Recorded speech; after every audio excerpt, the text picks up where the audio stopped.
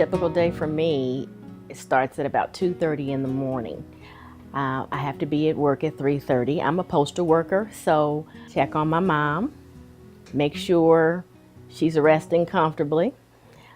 Check Andrea. My daughter Andrea is what we call our blessed miracle baby.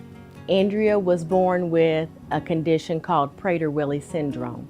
She doesn't have a mechanism in her brain that tells her she's had enough to eat, so she's pretty much hungry constantly. So we have to be creative about the ways that we try to curtail her access to food. If you could possibly imagine eating and not knowing when you're supposed to stop. So we have to help her with that.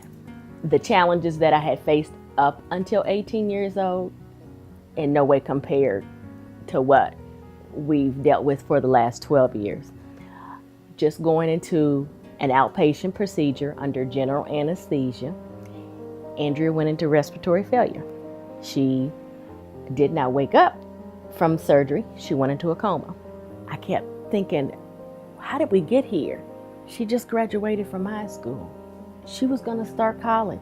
She was going to do something that everybody said she would never be able to do. What is happening here? And so very gently, one of the medical staff stepped to me and told me, we've got to have you leave the room. I said, but I can't go. They said, but you have to. We have to try and save her.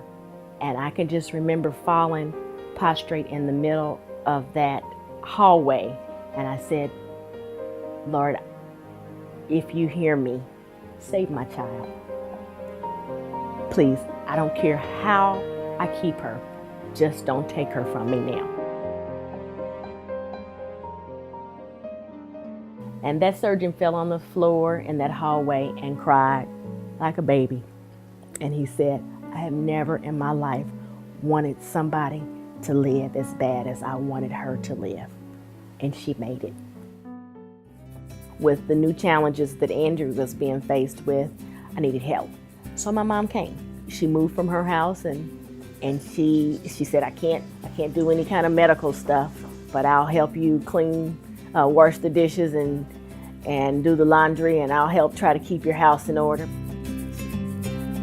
And then that shifted and she began needing care. In the beginning, I thought I was the help, but as it turned out, she had to help me. She's a jewel, a daughter of all daughters. How can I deny her the care that she needs now when she so graciously helped me with the needs that I had? It's a challenge on a daily basis, but it's a blessing. If I lived in a nursing home, I don't think that I would be happy, and I don't think that I could tolerate it like I thought I could at one time. This is where she was going to be cared for. This was home. CICOA has been amazing from the very start. It's really become an extended family. Not only have they provided us with much needed caregivers, without CICOA, I don't know that I could do what we're able to do. With attempting to raise a teenage son that is gifted in the area of dance, I don't know that we'd actually be able to be as supportive of his involvement without the help of the caregivers that we have. Having a mother still available to talk to, having my daughter, as challenging as it might seem, having her be able to communicate and you walk in a room and see her smile, that's the ultimate benefit.